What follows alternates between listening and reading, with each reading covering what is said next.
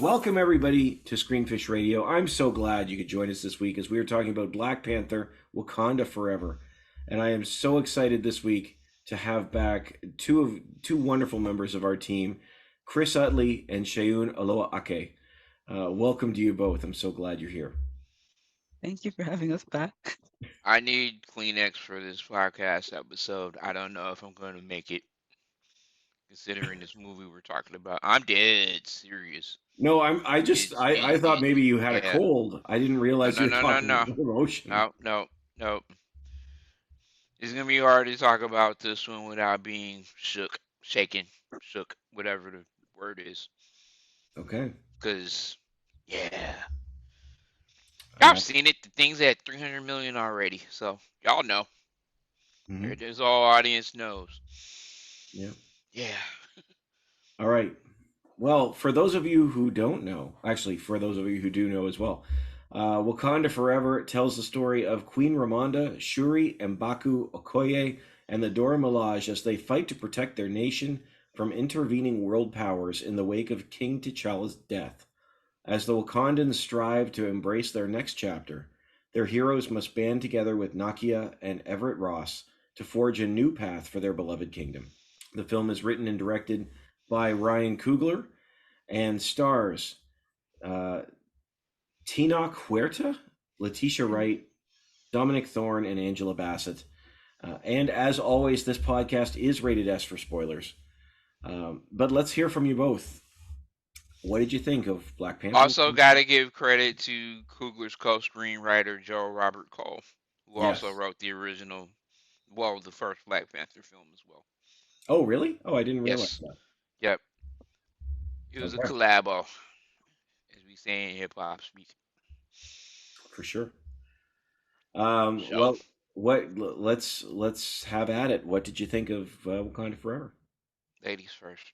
Oh, always good, Chris. I really liked it. I always never know what to say. I really liked the movie. Yeah, I don't know. I think I need to get in more questions to get into specifics, but it was a good film. I think I like the direction they took it in, like with what happened obviously in real life, like how they wrote the script and how the story progressed. I think it was perfect for after after Chadwick Boseman. Um, yeah, so I'm really happy about that, and I'm really glad that Shuri got to be front and center because I really liked Letitia Wright as the character. So it was nice to see her kind of take that role, and kind of like step into this bigger role, bigger position, trying to have to grow up in a way a little bit in the film, which was nice to see as well. Also, it was really nice to see like the merge of cultures with the Talokans and the people in Wakanda, and just having kind of those two worlds in the same film, and then also being celebrated like as audience members, seeing the two ethnicities, races in the film together like that. Yeah. Yeah, absolutely. Um, I will say this. You mentioned about the Talcans. All I could think of when I saw them was, oh no, what bad timing is this? Atlantis. Yeah, I'm like we're 5 weeks away at this point. Well, not now, but we were at that point 5 weeks away from Avatar. Avatar, Yeah. the Way of Water, and we've got another group of blue people as a underwater. I was like, oh no, oh no, no. It's funny because they Is showed the he- trailer for Avatar before the movie started. And so, yeah, oh, okay. if they weren't blue, and I understand why they have to be blue, but if they weren't blue, it probably wouldn't have. I wouldn't have drawn the connection as so closely. Um, but yes, absolutely. Um, So you thought that? I thought Aquaman. yeah, it's fair. I mean, the um, guy does look like he could be Jason Momoa's brother or something. yeah. Just saying. What's his Tina Kel- Tino Tina Huerta? Huerta. Huerta. Yeah. Um, Chris, I mean, I'll let you. What'd you think? I can't think about this movie without the insides of my soul shaking. That's not hyperbole. That's just blunt force honesty. and you may as well just start laying your questions out because I'm about to drop the big bomb in the next thing that I'm about to say. And because so many of my friends have had the exact same reaction. The tears started flowing at the start of the movie because I'm sitting there like, they wrote his death into the script. It's for real death. I was expecting,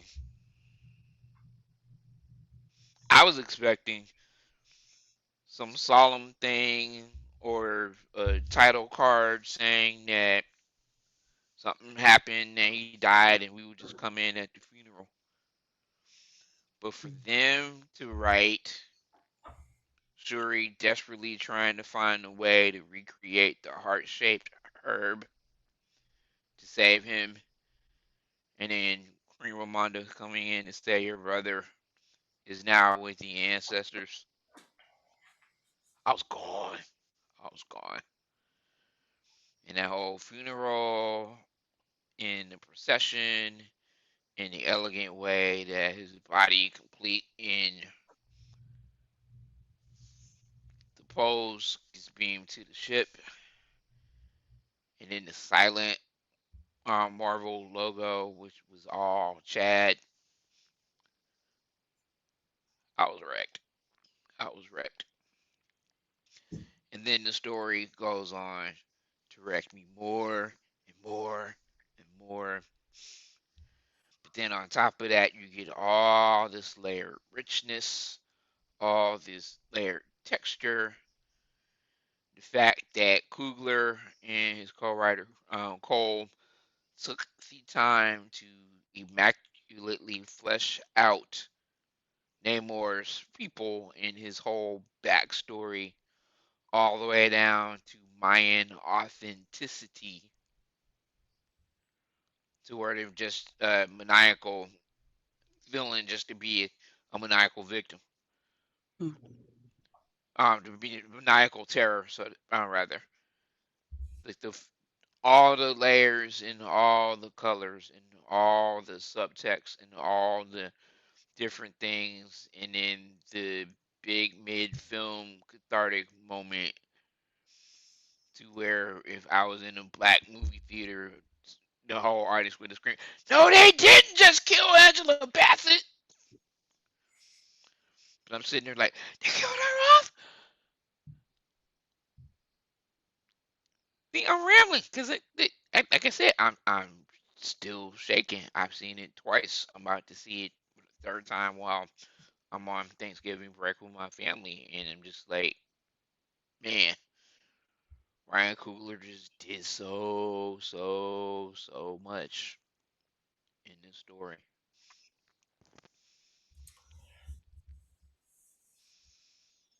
I've noticed in Coogler's films that I have seen, and I have, I think he's done 5 films. I think I've seen three or Ravel four of them. Station, Creed, Creed, these two the two films. Black Panthers.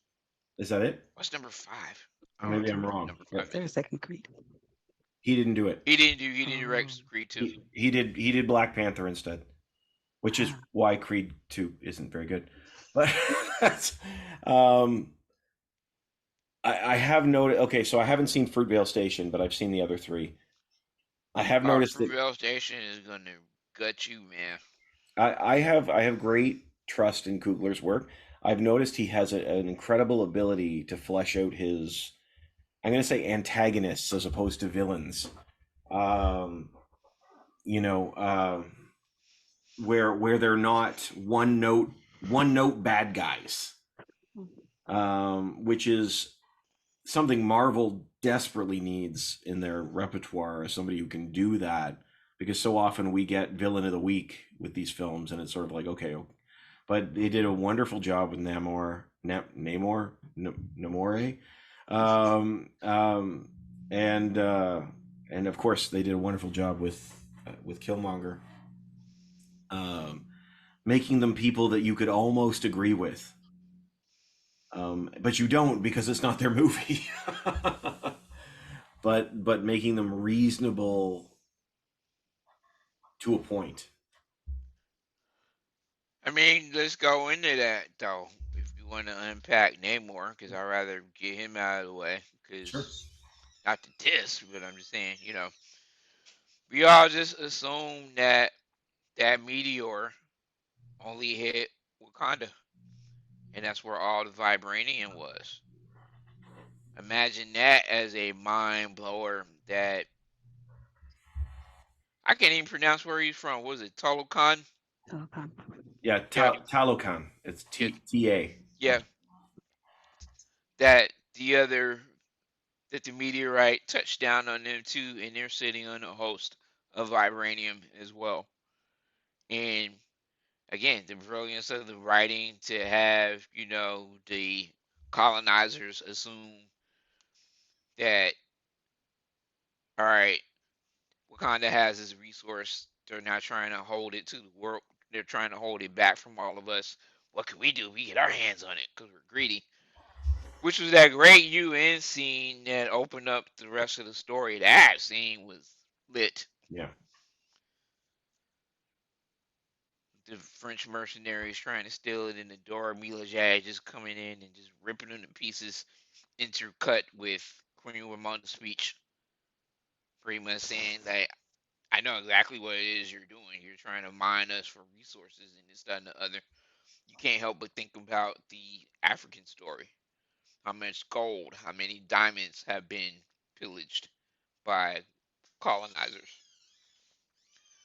And looking at, again, Namor's story, knowing what they are, what the propensity of these individuals are able to do if they could get his hands on his, because he's seen them at work being alive for hundreds of years or whatever it was. He's seen their ability and their capacity. He's like, it ain't gonna be me. I'll kill you first. And I'll kill everybody that stands in my way first.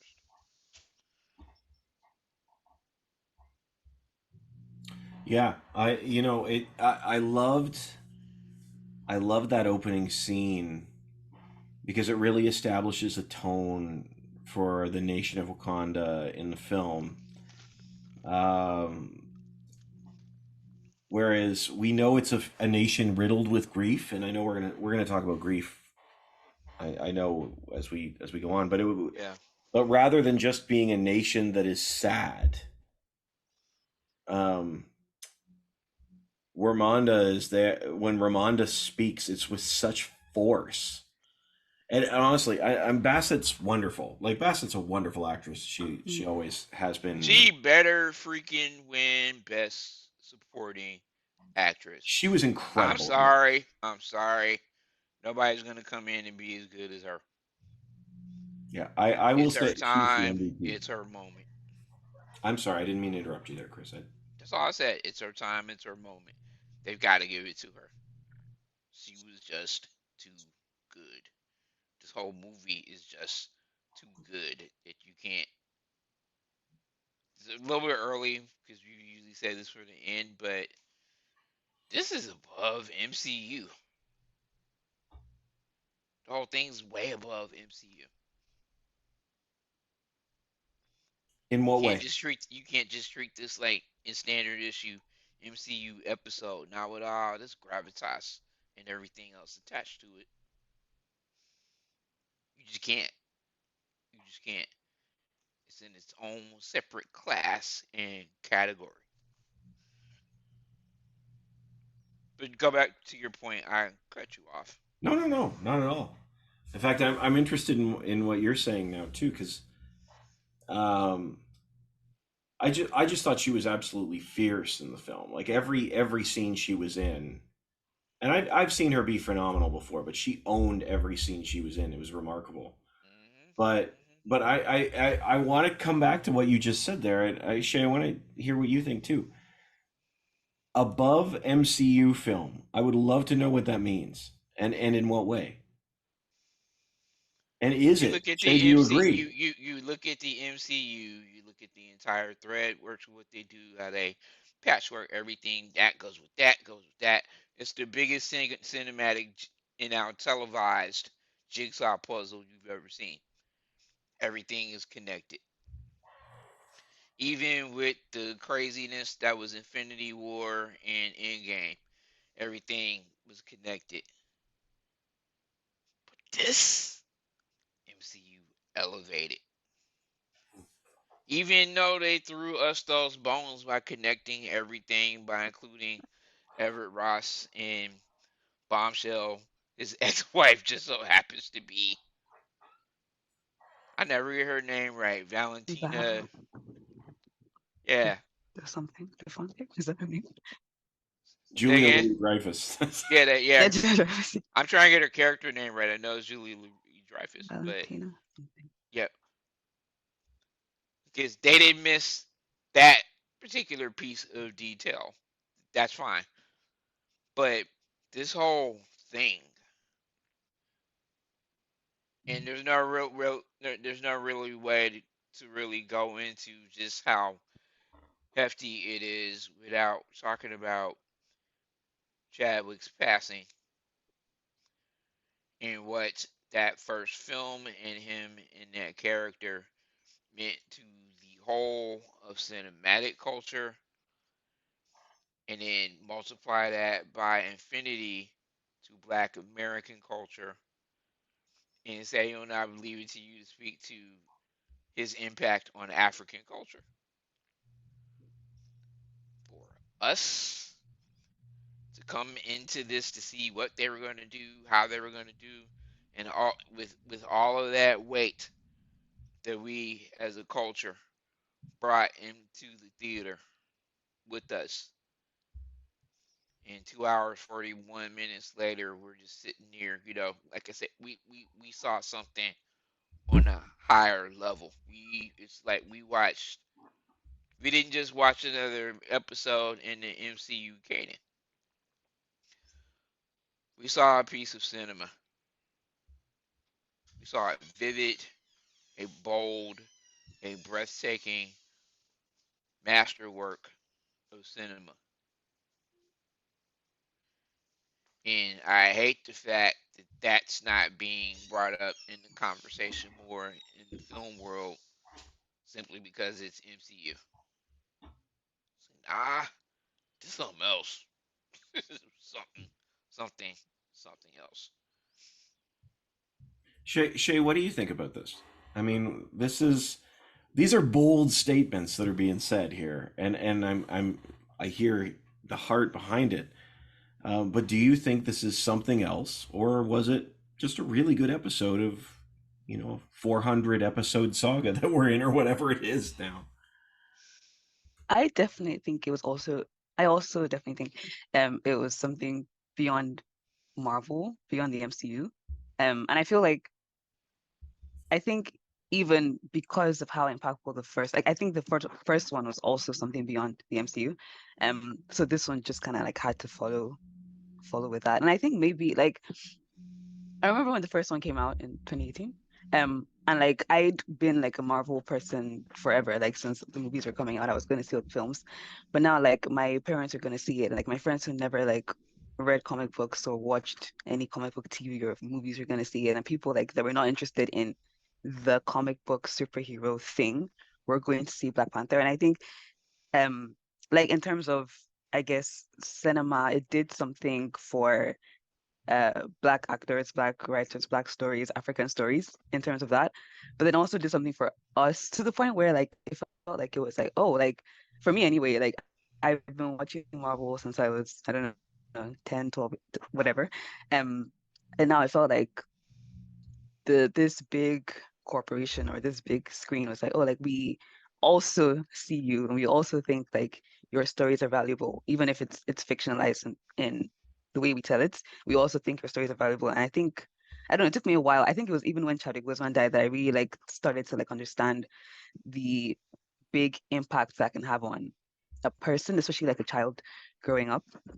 And I remember talking about this when he passed was I went to summer camp in 2019 and I was like a camp leader and I met these two kids. They were both black and they saw me and they were like, oh, like they heard us from Africa. They're like, oh, you're from Wakanda? And I was like, no, I'm from Nigeria. But then I was like, okay, cool. And then again, I started thinking about that and how like a few years before that, maybe a decade before that, if I went somewhere and I was like, I'm Nigerian, the the response would be different. It would be like, oh, okay. It was not cool or nice, I don't know, to be African. People got taunted for that. And so now seeing these kids be like, oh my gosh, you're Wakandan, even though Wakanda isn't a real place, the kind of like joy they had and like light they had that somebody from Africa is here, um, was really impactful. And so that's why I think the first one was beyond, it was beyond, I think even beyond the film, was beyond the MCU. And so this one definitely, again, because Chadwick Boseman died and because he was so impactful to culture, this had to go beyond that too. Like I think it had to go really into like the heart of everyone watching. Like, okay, we're all going through some kind of grief, and how do we get through it together? More than just this is an MCU film that's gonna set up something else to happen. And to that point about grief in Chadwick's passing,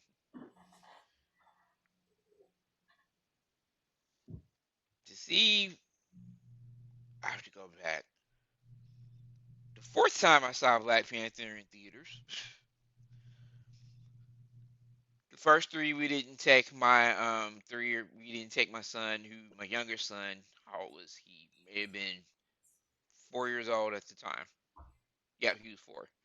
So we didn't take him till the fourth time because we went to see it at a drive-in. The kids were out of school. I didn't even tell them. We just packed in, and the movie came on, and my youngest kid goes, "There goes Black Panther!" Every time something happened, Black Panther, Black, you know. And when it was over, you just run around the house.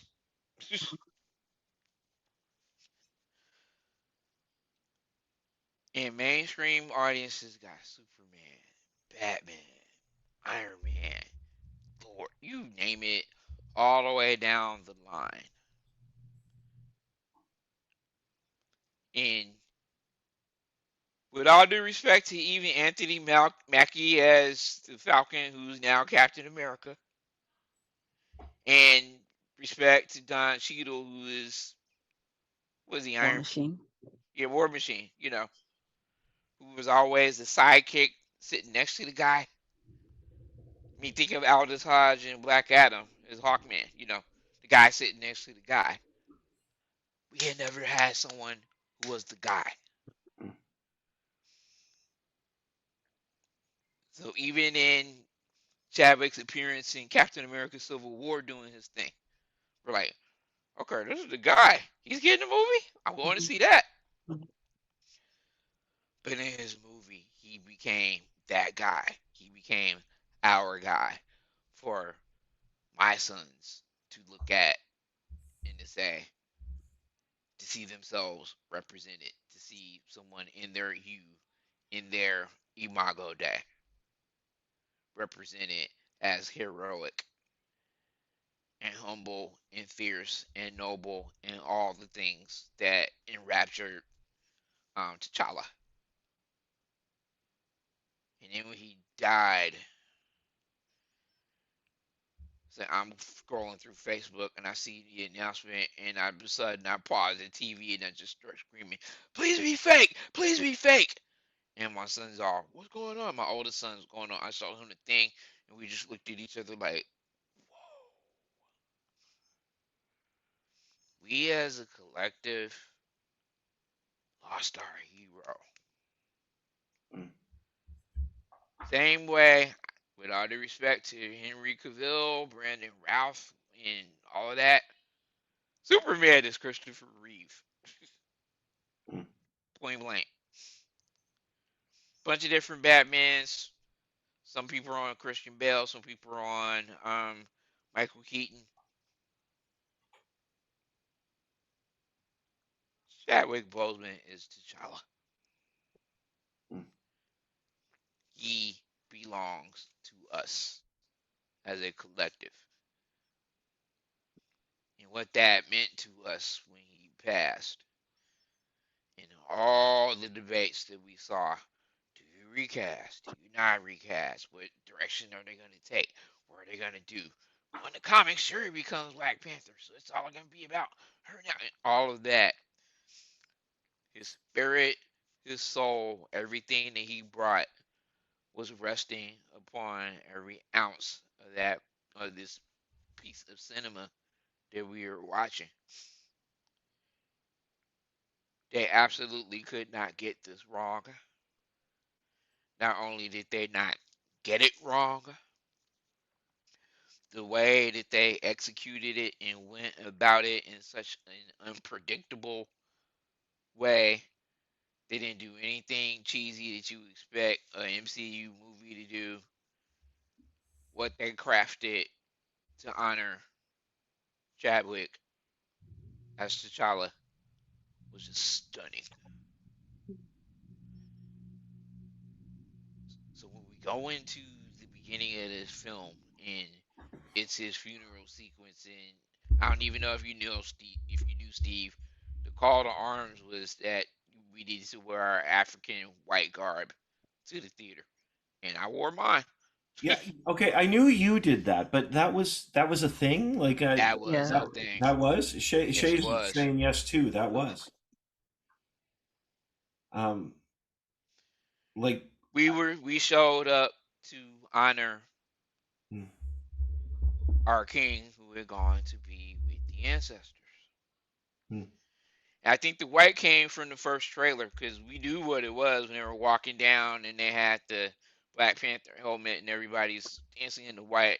As soon as the trailer dropped, it's like all of a sudden I saw, all right, opening weekend we're wearing white. So I'm like, all right, let me go shopping. So just all of that, once again, just what that meant to us as a people, and to show up in the theater, like I said, popcorn in hand, and everybody shaking like, and people, and so many of my friends like, I'm bringing Kleenex, I'm bringing Kleenex, and then the feedback is that everybody's sobbing all the way through it. Hmm. It just meant that much Hmm. to us. I can't even explain it. I sound silly trying to ramble but explain it, but it just meant absolutely that much to us as an African American, and I will venture to say African collective, Hmm. because that was our hero Hmm. who we lost. We had to go and make sure that his story and that his legacy was honored.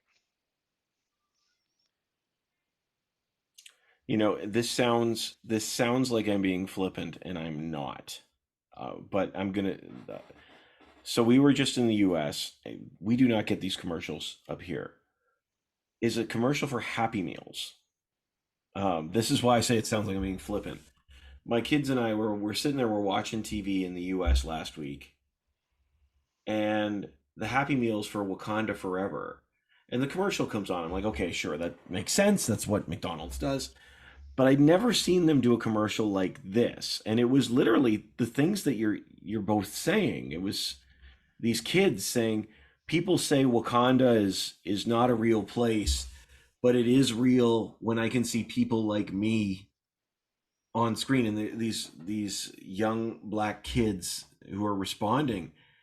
And I'm like, the McDonald's all of a sudden here is not selling a toy, they're selling a legacy. They're selling a collective, and I'd never seen that before, which is why I'm bringing it up, because all the things you're saying is the way they chose to market it, and I thought that's fascinating. Now, on the flip side, I've seen an ad up here for Sprite, and it's a guy opening the fridge, and it's a member of the Dora Milaje, and she drinks a Sprite in the inside, and she puts it back, and he goes, "Wow!" And then it's Black Panther. See it in theaters, and I'm like, okay, you just sold me Sprite.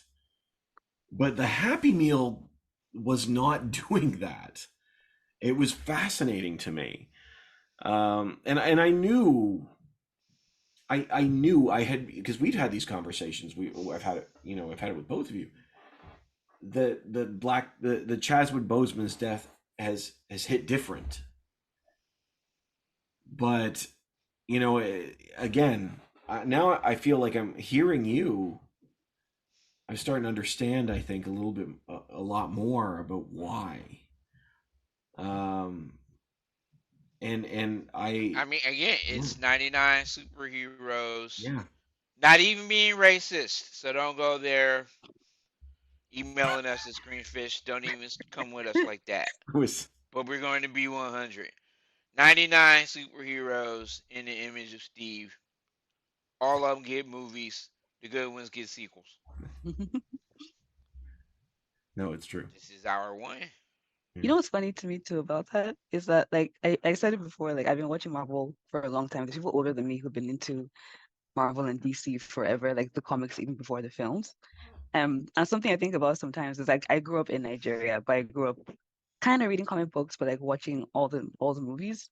Um, and I've always been a fan. Like I was a fan before I knew who the Black Panther was. And so when he finally got his own film, I was like, oh, like this is a big moment. But then I realized I find it interesting when you hear stuff like or like the executives think the African story won't sell or the Black story won't sell. But I'm like, well, we've been here the entire time, a few of us anyway, like as fans of whatever you've given. So I don't know. It felt like this thing of like, wait, what have I been doing this entire time? Where now I'm like, oh, now I see me question mark. I don't know. Like what have I been seeing before this, and what have I been kind of understanding from you, or whose perspective have I been listening to before this moment? And now you're like, oh, now your perspective matters too. So I guess we can tell it to you now. I don't know if you understand what I mean, but I find that interesting. Like there's been fans here who are people of color and have just been fans because, Yeah. and it feels like now they're like, oh, you exist when they've been here the whole time. Hmm. Hmm. It has nothing to do with it's just yeah, a side thing. No, I love this conversation. It's been fascinating to see how the MCU's evolved, and not just like the storyline and Thanos and snaps and time and travel and all this. I'm not talking about that. I'm talking about the MCU has evolved now to a point where they're trying to tell so many different stories of people, not just different stories. I mean, but even You like look at Shang-Chi. yeah, Shang-Chi, You look even at Namor's backstory. Mhm. yeah, the Echo is going to be Yeah, Echo's with coming. It's Yeah, deaf now that's, community. yeah. deaf and Native American. Yeah. Mhm. Oh, Ms. Marvel. Ms. Marvel. Ms. Oh Marvel, my goodness. That was so which was excellent. It was so good. Even Black Widow, for all the time it took to get there, for that to start off Phase 4 has has signaled a very different thing that we've moved. When you think back to the beginning, and it was four white men and the side chick, Yeah. pardon my expression. It's evolved into this thing that's it's more so much more open to tell the stories of others. It's pretty amazing. Um, I want to come back to Black Panther, to Wakanda Forever here, because I mean we can talk about this, and I'm learning. I learn a lot in these conversations. I love these conversations, but the idea we've talked about the grief of Chadwick's loss, and grief is key within the film. Um, and I appreciate, as I said before, I appreciate the film doesn't just try tackle the idea of being sad. Like it doesn't say, "Oh well, I'm just sad," but how we handle grief, and even Shay, you talked about the doubt that it can cause in our pain. I was wondering how you felt about the way grief is depicted within the film, how it ties to the actual grief that was being experienced with Boseman's death. But what are the things that you saw within the film? Shay, why don't we I, start with you? Let's go. yeah, I thought it was powerful, and I think I'm looking at it mostly from Shuri's perspective because she was like front and center yeah. with it. Like a thing for her, even and again, because I'm a Christian, I was really like, oh my gosh, like I think a lot of people who believe in God or believe in higher powers sometimes go through this, where you go through a hardship or a loss, and then you start to question God essentially, like well, why did this happen? And there's a line Shuri says, she's talking to Namor and she's like, why did the ancestors give me these powers or these gifts if I can't heal my brother with them? Mm. Or she's telling her mom like, well, you get comforted by your spirit, but that's just your imagination. Like science is basically all I'm sticking with. I'm sticking with facts, not any of this that you've taught me. Um, I thought that was interesting. Like I've never personally gone through anything like that heartbreaking. But like that's something we hear all the time. And I think even seeing it play out on screen is very believable in a way that I don't know if again, I don't know if like a lot of films, especially comic book films, do that. I think like Thor: Love and Thunder kind of did with Gore a little bit, but yeah, like asking those questions, going through hard times, like especially with our idea of like when you think of God and all the like spirituality seems so positive, and so when you hit the negative in life, it's like, well, then is it real? Like, what are we doing, or what am I doing wrong? Just questions like that. So I thought that was powerful, having her work through those. Um, yeah. Yeah. Being transparent here, I have lost a parent at age 12, and I have lost a sibling. So her line of dialogue, where when they get into the story and Queen Ramonda is ready to burn the mourning cloth, signaling that that season's over for her. Shuri's like, uh. So I start processing, and Shuri says the line. I don't know if it's there whenever, but it's like if I start thinking about it, I want to burn the whole world down. Mhm. That whole thing of undealt with, untapped grief, and how that devolves into rage is something that I have felt in my life, and so many people have felt that in their lives. The impact of rage, the impact of just your soul is just burning because that individual whom you loved, all your future plans are now gone. They're gone. And I'm probably going to get a call back to that in my personal life because this week in U.S. Thanksgiving, I'm taking my children to St. Louis, Missouri, the place where I was born. It was also the place where their grandfather was killed. Mm. And I speak about him in abstracts, in photos, and it's this guy who they don't know, they don't understand, but he's everything to me. And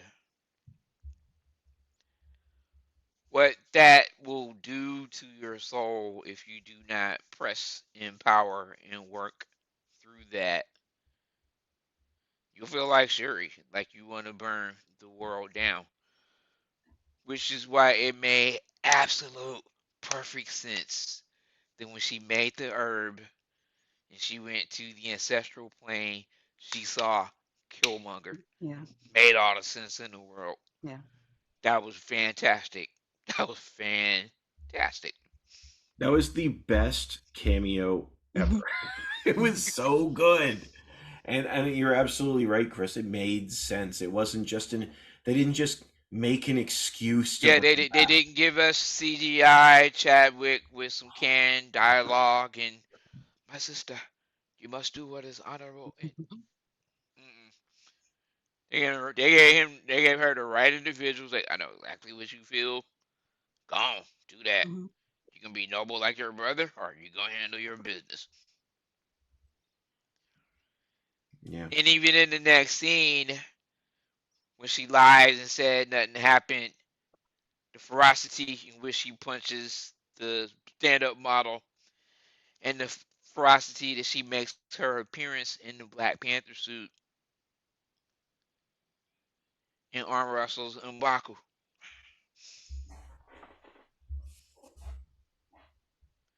Just think about that with all the weight and all the rage and all the stuff that's carried in her soul. And then add to that the fact that Namor's killed her mother. Mhm. And I'm like, she lost everything. In the course of 3 films, she lost her father, her brother, and her mother. Mhm. Ooh, I could not imagine. Mm. I could not imagine. So she took all that to that battlefield. Cut one of his back foot wings off.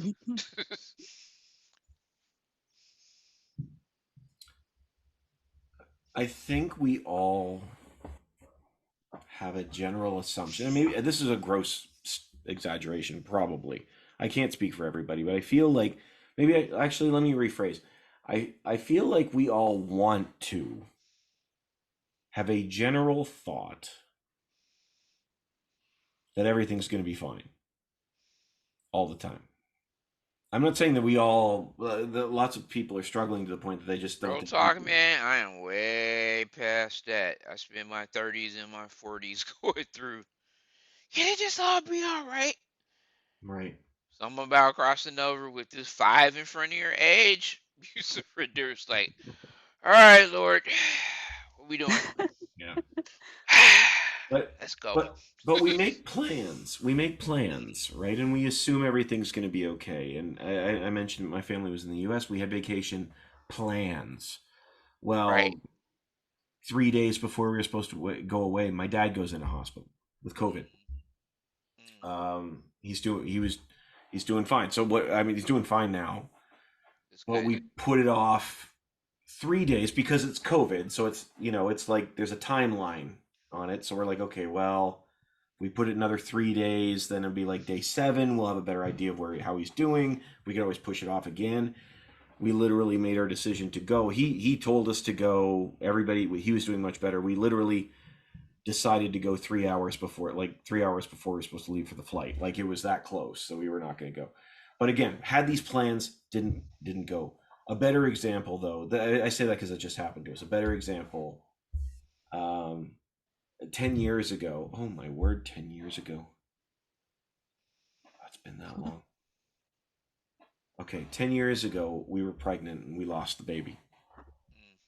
Miscarriage at 14 weeks. 14 weeks? Yeah, 14 weeks. I was in the lineup picking up my tickets for the Toronto International Film Festival, as I do. Uh, and I got a call from my wife saying she wasn't feeling well. Okay, well, we'll check it out. And within 3 days or 4 days, we were in hospital because we make these plans assuming things are going to be okay. Even in the case with Chadwick, follow my line of thinking. I Everybody got just you. assumes he's going to do 3, 4, 5, 6, 12 movies. Even if he just walks on, says Wakanda Forever and leaves. Like people just assume. To that point, and I gotta mention this because everybody knows by now that he had his illness. Mm, And if you go look at his body of work from Black Panther backwards, you can see his physical mm, deterioration. mm, That last public video that he made before he passed, where he was I think he was asking to give to some sort of foundation. I don't even remember what it was, but when I look, we all looking at him emaciated in that video, like, is he in training for a role or something? mm. Okay, so I guess he's gonna do that and slim all the way down and then pull his weight back up for Black Panther too, because he's getting ready to go. And we had no idea. Yeah, He knew, but we didn't know. Talking about your plans. yeah. But I think we just have this natural inclination to hope that things are going to be okay, and and I think that makes it so much harder when they're not sometimes. And I'm not saying we shouldn't have that hope. I think we need that to be sane. But because Shay, you made a point about faith being shaken, and you hear Shuri, say, everything is just shaken now because this has happened, and of course, for them making the film, there's a real edge to it as well. I mean, we I did an interview with one of the cast. She played the shaman, and she was saying like she's leading the funeral, and it's real. It was real for her. But I mean, it makes sense that it would shake. Why is this happening? Because I think this gets to my point. I think we're at the because we always assume or hope that things are always going to be okay when they're not. We can't explain why they're not. And so, like when we lost the baby, I mean, it was devastating. It was devastating So why? because you're pregnant. You just assume you're going to have a baby. But things happen, and it makes it so hard to put the world together.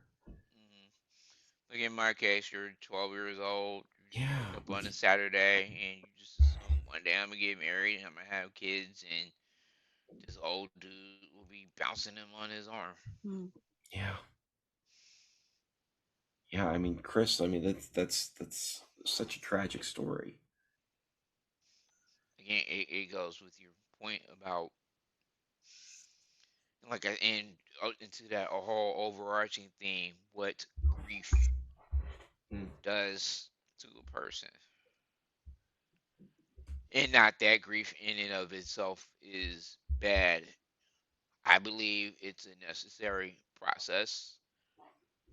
yeah, I also believe that humanity has a way to stunt that process because those who watch others grieve, it makes them so uncomfortable that they want the people who are grieving jolted and shaken out of that process. yeah, Not for the comfort of the person that's going through it, but so that they don't have to watch the pain, so they don't have to watch the suffering.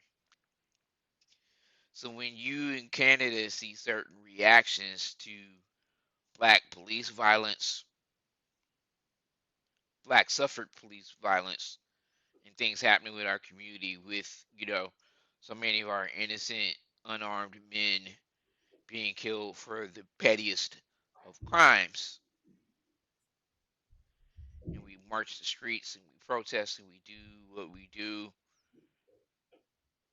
And everybody's coming in, thoughts and prayers, thoughts and prayers, thoughts and prayers.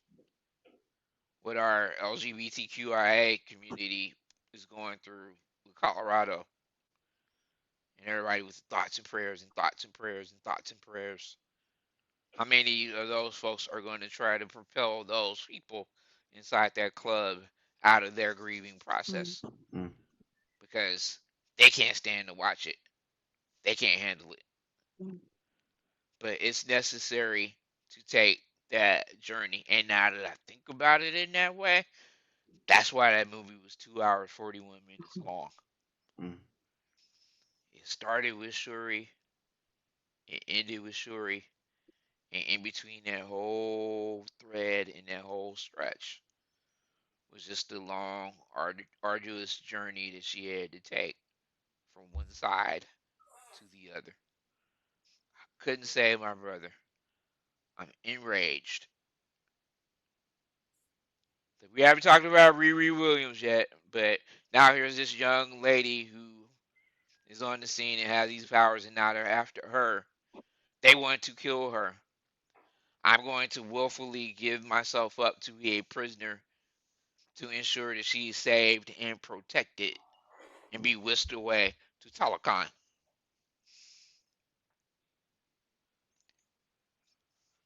I'm rescued. I come back. They attack my nation. They kill my mother. All that in my heart, just fire. And here's my big cousin showing up in the ancestral plane saying, "Do what you gotta do. Kill these such and suches." And in that battleground to where she's weakened anymore and has all the fury in her arsenal to take those vibranium claws and just gut homeboy's neck. And then her mom shows up, show him who you are. mm. Because we know Shuri, if you go back to number one, that was smiling, Mhm. jokey joke, happy go lucky. Yeah, we're gonna do what we gotta do to save the world, but I'm gonna use the heck out of this science, and I'm sure I'm gonna have fun doing it. Even in the streets of Korea, when she's taking the realm on the car, the joy and the life, and to have all that stripped away because of loss, because of suffering, to lose that smile, to lose that joy.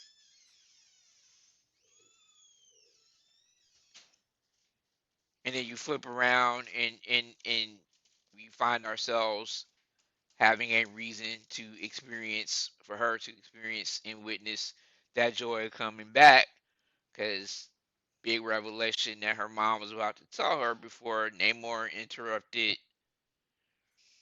their mourning cloth ceremony. T'Challa lives.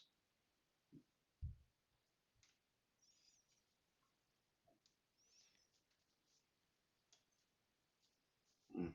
And to watch that, I mean, to watch that whole arc full circle. And as far as MCU end credit scenes, that was just great. That was just great. That was great, great, great, great, great. When she shows up saying, "This is my son," I'm, you know, yeah, you know, And I protected name Toussaint, and then he's like, "You're gonna keep your secret. Here's my secret. My mm, name is not Toussaint. My name is T'Challa." I'm like, ooh, that is some sleight of hand, Marvel. I see you. yeah, I will say this: they managed to have their cake and eat it too. Yeah, That was yeah. that was like, We're not there it is. recasting T'Challa, but we're recasting T'Challa. Yeah, we yeah, they managed. I actually, and I actually appreciated that because That was great. that the conversation around recast T'Challa. I was listening to both sides of the argument, and the needle kept moving for me both sides. I'm like, well, I think they should, but I understand why they wouldn't. Like, it's not like the guy left the role. It's not like what we saw with. Well, now we think of him as Don Cheadle, but remember, it started with Terrence Turns Howard. out. Terrence Howard. Um, but it's totally different. It's totally different. But by the You way can they put handled it, another now they can actor say, though, and you can put another actor in T'Challa's. but now you If can. they, I mean, but if they had done traditional part two, Yeah. and just continued it with somebody else in that role, you want to talk about people showing up with pitchforks and torches to the theater? I was arguing with my mother about this. I'm like, you gotta understand that that will be the hardest role for somebody ever to play. Yeah. The way that he sneezed would have been compared to Chadwick. He would not sneeze that way. He would not. Uh, uh, uh, uh, So, I would like to hear that Twitter conversation. That's not how Chadwick sneezed. That's, somebody, our people would have did a whole Facebook post like, why is he holding his hand this way? Why would he hold the claws that way? He would never hold that claw that way. When you look at the reality, there's no. Yeah, it's a whole thing. well, with that being said, I mean, I would love to, we're starting to run out of time, but I wanted to ask you about the idea of legacy within the film. Not because the film, I mean, certainly Chadwick has left a legacy. This is a very unique style of way to discuss it. But what the film is really saying about how what it means to leave a legacy or continue a legacy. I I'm gonna merge some answers together. So I think okay, when you asked us before what is a legacy or what do you think it means to leave a legacy, the first thing that came to my mind is this line from Hamilton where he says, it's leaving planting seeds in the ground you never get to see. That's what a legacy is. Um and I mean that could be good or bad, but it's like you've given something to the world, to the earth that you may never benefit from, but other people will benefit benefit from. And I think that's definitely something that Chadwick Boseman did. And I was thinking about this before as well. I was like, I honestly believe that the reason why he had such a big impact, like on the world, was because of who he was. But I truly believe he had like a calling to this. I think it was more spiritual than anything, and like he was kind of led to this job and this role, and then the kind of person he was with his intentionality on like what roles he would play and how he would play those roles and how he wanted Black people and Black men to be represented was a very specific, intentional decision on his part, and I honestly believe from God, to be honest. Mm. And so, The yeah, man, and I the, think, the man played for Giants, Thurgood Marshall, yeah, Godfather Soul, James Brown, Jackie Robinson, and the the template for every black superhero which will ever show up on screen for the rest of history. mhm, Bam, 1, 2, 3, 4. yeah, yeah, and Wow. I think, yeah, that definitely impacted like the legacy he's leaving behind, as an actor is that it's like not just the thing of like we can see Black men who are regal and who are like humble and who are also like humble and authoritative and like respected and like that draw people to them instead of making people fear them and things like that are things I think Chadwick was very intentional about leaving, and that people, even if it's not just, oh, we can have other Black men on screen like that, it's like Black kids can be like, oh, I can be like this in my life, and that's fine. That's not something that's corny, as people say. It can be good to do. um in terms of the movie and like the movie carrying on his legacy, yeah, I think that was also a big reason why I honestly was not for them recasting T'Challa, because I don't think anybody else could have played this T'Challa like Chadwick Boseman did, and it would have been too much for an actor to come and do after he's gone. Um, but yeah, I'm happy. Am I happy? I don't know. We'll see. Like with his kid now, Marvel is being like, okay, we still have the Black Panther, and that's something they said. They said to Shuri, like, your brother is gone, but the Black Panther is still here, or something else still lives. The idea that like T'Challa isn't here, Chadwick isn't here, but the idea of the Black Panther and the idea of like the African superhero, that's not gone really, even if Chadwick is. And so a lot of people were like, yeah, but he did such good things for us and we need that character back. But even though that character is gone, the mantle kind of is still there and can still be impactful for generations to come. I think, yeah, I feel like I rambled on that, but I don't know. Nah, you were good. You didn't ramble. Well, In terms of, I'm gonna come with legacy from a different angle. As we stand today, that's $552 million worldwide. You got a black director. His last two movies are going to clear $2 billion. mm, Shameless plug. Twice I watched Is It Black Enough for You? The Netflix documentary from Elvis Mitchell, where he chronicles the 1970s era of black cinema, starting from Sweet Sweetback through my favorite movie of all time, Shaft, all the way through the 80s, and the filmmakers, the actors, and what that whole quote unquote black exploitation industry in films did to keep Hollywood afloat as studios were just dying by making their big, lavish, epic stuff that nobody cared about. And so that film harkens back to Oscar Micheaux and all the different pioneering black filmmakers in the 1930s. And I didn't even know there was more than one because they always mention Oscar Micheaux. mm, But how they had to fund their own stuff, create theaters which were not on the level as your downtown palaces, just to have black audiences see their stuff. And the hunger and thirst for movies was so great they had the resources to keep making them and churning product out.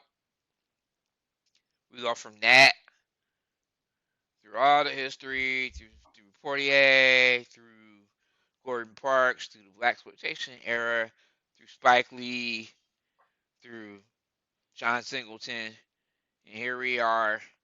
This man's probably going to clear, like I said, he's going to clear over $2 billion with box office grosses because he created the first most astounding epic achievement by a black filmmaker we ever saw. And then he made one that was 5 to 10 times bigger than the last one. And I'm just sitting there like, dude, as a black cinema person, like this is what we talked about. This is what we always wanted to prove that we could do. Mm. And Ryan Coogler has proven that he can write his own check for the rest of his life. I want to make a movie about birds in flight. Here, $50 million, go handle it. Something about that legacy. We talked earlier in the podcast about Angela Bassett and how great she was, and while y'all were talking about how she owned everything she was in, I circle back to what's love got to do with it. When she owned that role as Tina Turner, that's the legacy. Chadwick goes without saying. Even Michael B. Jordan showing up as Killmonger, the legacy of that character still sitting and breathing, the whole thing, when you really get right down to it, like I said, I think that's the answer to what we were posing before. Why is this just bigger than MCU? Mm. It's because we're watching Black Legacy on display Mm. in a way that we have never ever seen in American cinematic culture. I ain't gonna say American culture, but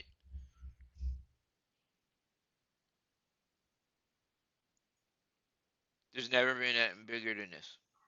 Mm. Nobody's ever made a bigger movie, and we've got two Best Picture winners in Moonlight and 12 Years a Slave.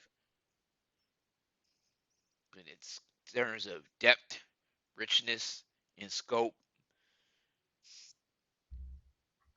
If there's still such thing as movie theaters, whatever, in 20 years from now, we're gonna talk about the first time we saw Black Panther, when Chadwick died, and what was going on in the theater when we saw Black Panther: Wakanda Forever. Mm. That's etched in our souls forever, and that's legacy. Mm.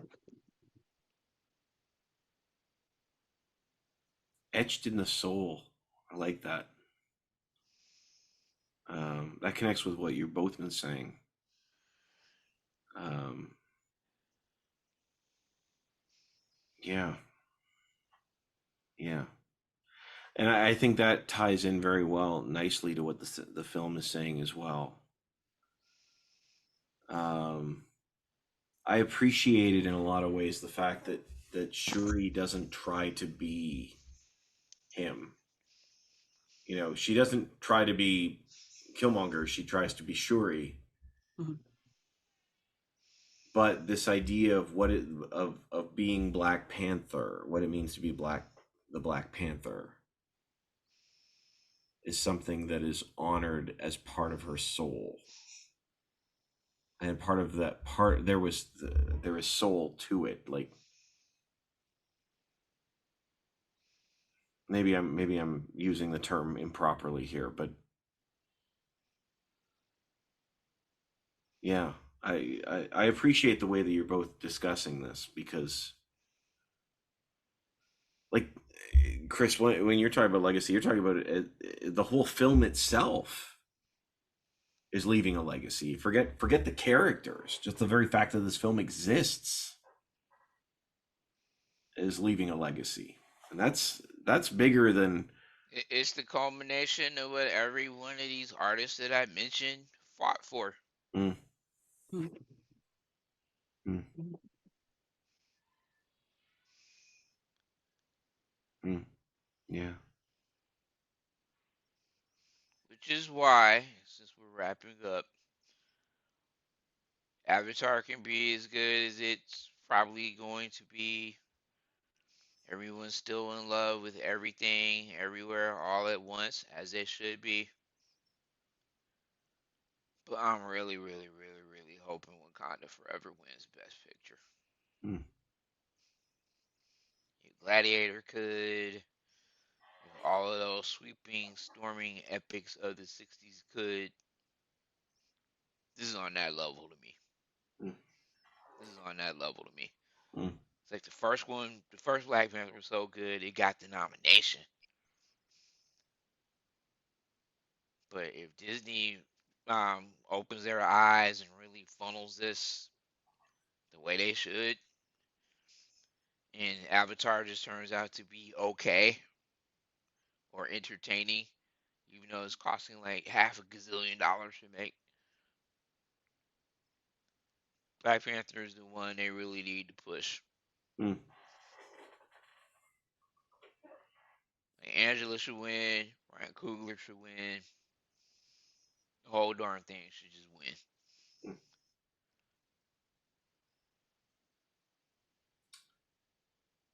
Well, this seems almost pointless, but on that note, let's screen it or skip it.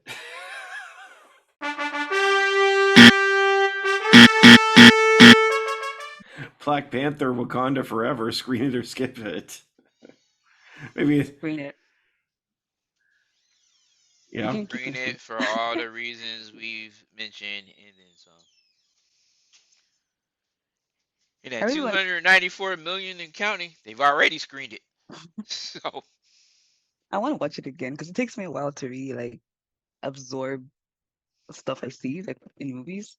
But I haven't had the chance to yet, so I'm definitely gonna go back and see it again. I'm going Friday, but it's super poignant because I'm going Friday. Again, I was born and raised in St. Louis, Missouri, and when I was a child, there were two big movie theaters. There was the Creve Coeur Cine, where we saw Star Wars and Empire Strikes Back on one side of town, and the other side of town, the big theater was called the Esquire. Esquire was built in the 1930s. It's been reconfigured, but the Esquire is still standing. And I saw Return of the Jedi in 70 millimeter. I saw Die Hard in 70 millimeter in there. And me and my oldest kid Friday night will be watching Black Panther: Wakanda Forever in that big auditorium, which is Yeah, the place they gave birth to my love for cinema. nice. And that whole thing is just everything to me. Mhm. And my family will roll their eyes. Why are you going all the way to the Esquire? You don't understand. Be in that theater.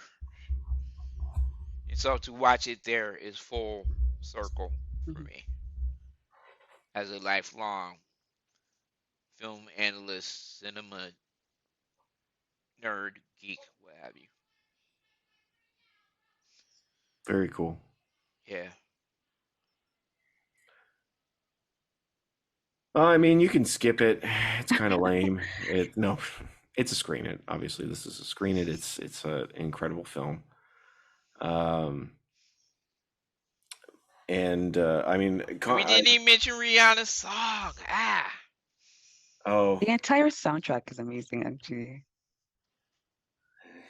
mm, But yeah, it's better we didn't. I am not in love with Rihanna's song. I'll be honest. I'm sorry. I just thought it was okay. Yeah, Um, bruh. Okay, fighting words. I'm just saying.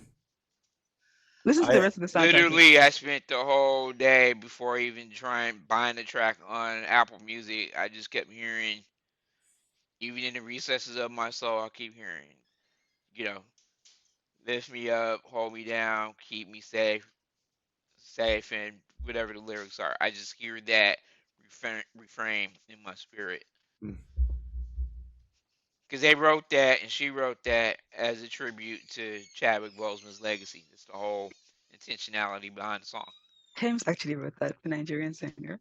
She's And on yeah, background vocals in that too, which sounds a lot. It sounds like a Tim song. It's very in mm. her style of music, the way she sings. Y'all are just gonna make me feel bad for saying it did nothing for me. I'm sorry. I thought I was like, oh, All good. All good. when after the first one, I was like, I was all in on the Weeknd's theme for like months. That would be Kendrick Lamar. Kendrick Lamar. My apologies. All the stars. Get it right. It was fantastic. It was great, and when I heard Rihanna's, I was like, okay.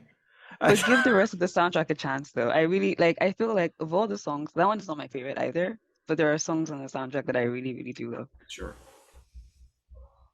Well, I'm happy to do that. I just was lukewarm to it. Is all I'm saying. All good. Do you, bro? Do you?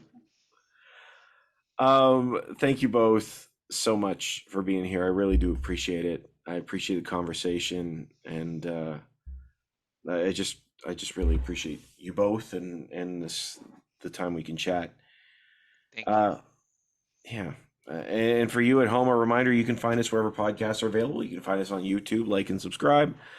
If you go to the screen, you can find us wherever podcasts are available. If you go to the podcast page on screenfish.net, you can download Fishing for More, which are small group questions to help you get the conversation started where you are.